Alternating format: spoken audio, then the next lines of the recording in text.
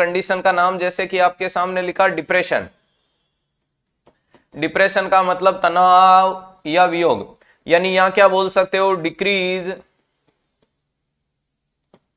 The purposeful psychomotor activity. Psychomotor activity है उसका कम हो जाना, ये कंडीशंस क्या कहलाती है, तो डिप्रेशन कहलाती है। ये कंडीशंस क्या कहलाती है, डिप्रेशन कहलाती है। इस डिप्रेशन के मरीज के अंदर क्या देखने को मिलता है, तो याद रखिएगा नोरेपिनेफ्रिन और प्यारे दोस्तों सीरेटोनिन,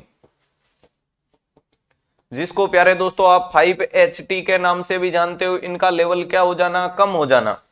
ध्यान रखिएगा। अब यहां डिप्रेशन के अंदर अपन कंडीशंस को बांटने की कोशिश करते हैं माइल्ड, मॉडरेट, सीवियर में।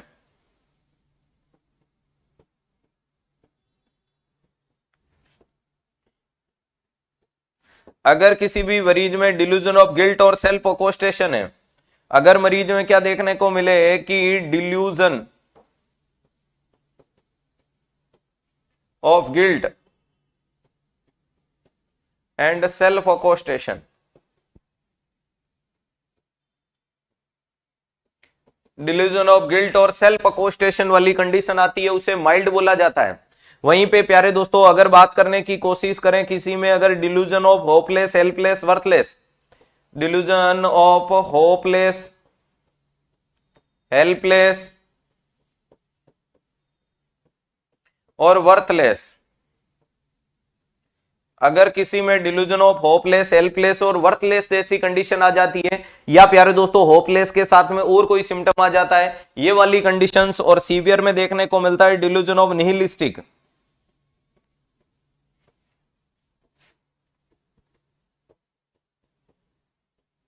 क्या देखने को मिलता है, डिल्यूजन ऑफ निहिलिस्टिक वाली कंडीशंस देखने को मिलती है। तो यहां माइल्ड, मॉडरेट, सीवियर को अच्छे से अपन ने डिफरेंशिएट कर दिया। ये डिप्रेशन से रिलेटेड जानकारियां। अब इन डिप्रेशन के मरीज को कौन सी दवाई देते हैं, चलेगा, ध्यान रखिएगा। कमेंट बॉक्स और आंकड़ा अटकना नहीं चाहिए प्यारे दोस्तों। आप लोगों की हिम्मत के बलबूते पे मैं रोज सुबह 9:30 बजे क्लास लाता हूं और जल्द अपन 1300 आंकड़े में प्रवेश करने वाले हैं। तो आप लोगों का आंकड़ा ही तो मेरे जोश, जुनून, पागलपन को दर्शाने वाला काम करता है। तो जल्दी से एक बार मैक्सिमम लोगों तक शेयर कीजिएगा अगर अपनी ईमानदारी के साथ कर्तव्य का परिचय नहीं दिया तो। यहां अपन दवाई कौन सी देते हैं सर, दवाई का नाम होता है एंटी डिप्रेशन। और मैं बात करता हूं कि सर एंटी डिप्रेशन में कौन कौन सी दवाइयां आपके सामने देखने को मिलेगी, तो आप बोलोगे सर इसके तो 3 ग्रुप आते हैं मार्केट में। तो कोई बात नहीं है, तीनों पढ़ लेंगे, हमारे तो पढ़ना है। ध्यान रखिएगा, यहां पहला ग्रुप आता है जिसका नाम है TCA, try cyclic anti depressant. नाम क्या निकल के आएगा, ट्राई साइक्लिक एंटी डिप्रेजेंट।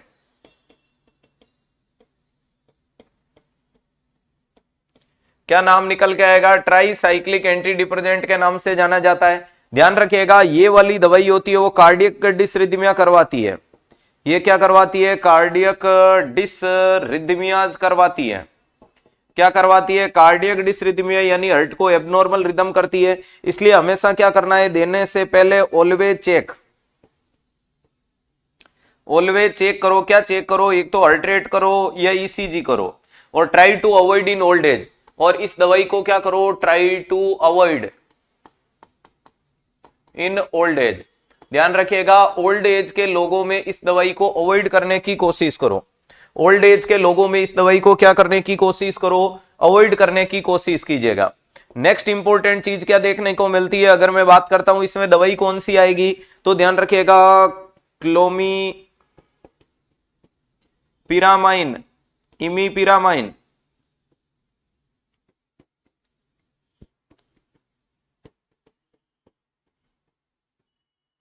इसके अलावा एमाइट्रिप्टिलिन, नोरट्रिप्टिलिन।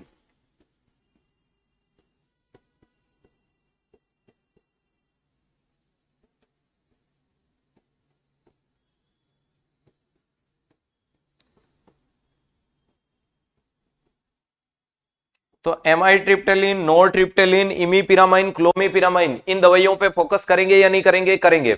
दूसरा जो ग्रुप आता है प्यारे दोस्त, उस ग्रुप का नाम होता है mono amino oxidase inhibitor. Mono amino oxidase inhibitor के नाम से जाना जाता है। किसके नाम से जाना जाता है, मोनो एमाइनो ऑक्सीडेज इनहिबिटर। और जब बात कर रहे हो आप इस ग्रुप के बारे में, जब आप बात कर रहे हो इस ग्रुप में, तो इसमें कौन सी आती है? तो फेनिलाजिन और सिनिलाजिन। अरे इस ग्रुप में कौन सी दवाई देखने को मिलती है? तो आपका जवाब आना चाहिए फेनिलाजिन और सिनिलाजिन। ध्यान रखिएगा, फेनिलाजिन और सिनिलाजिन वाली कंडीशंस देखने को मिलती है। और तीसरी कंडीशंस आपके सामने आती है जिसका नाम है एसएसआरआई। तीसरा ग्रुप आता है जिसको क्या बोला जाता है? एसएसआरआई, यानी सेलेक्टिव सीरोटोनिन रीटेक इनहिबिटर। क्या देखने को मिलता है? Selective serotonin retake inhibitor.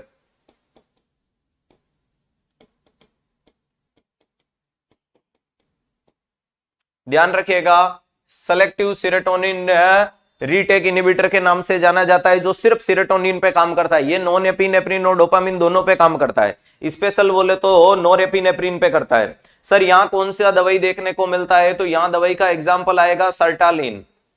कौन सा आता है? सर्टालिन दे दो। और कौन सी दवाई दे दो? फ्लुक्सेक्टिन दे दो। फ्लुक्सेक्टिन दे दो। तो ध्यान रखिएगा, ये सर्टालिन और फ्लुक्सेक्टिन कौन से ग्रुप से आती है? एसएसआरआई से आती है।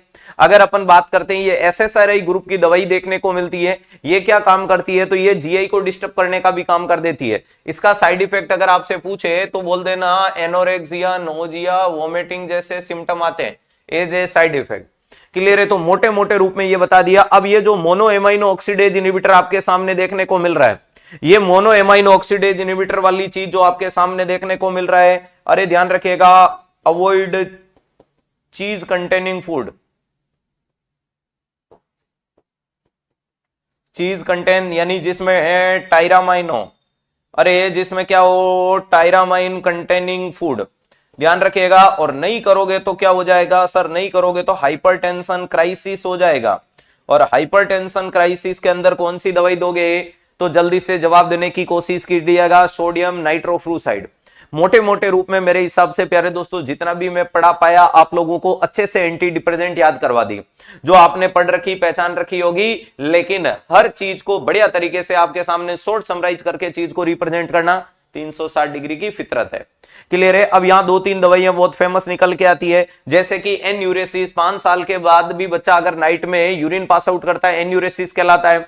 और एन्यूरेसिस की ड्रग ऑफ चॉइस अगर आपसे पूछे तो डेस्मीपिरामाइन बोली जाती है। पहला अलार्म थेरेपी, दूसरी डेस्मीपिरामाइन। अगर ऑप्शन में नहीं है तो इमीपिरामाइन दे दो।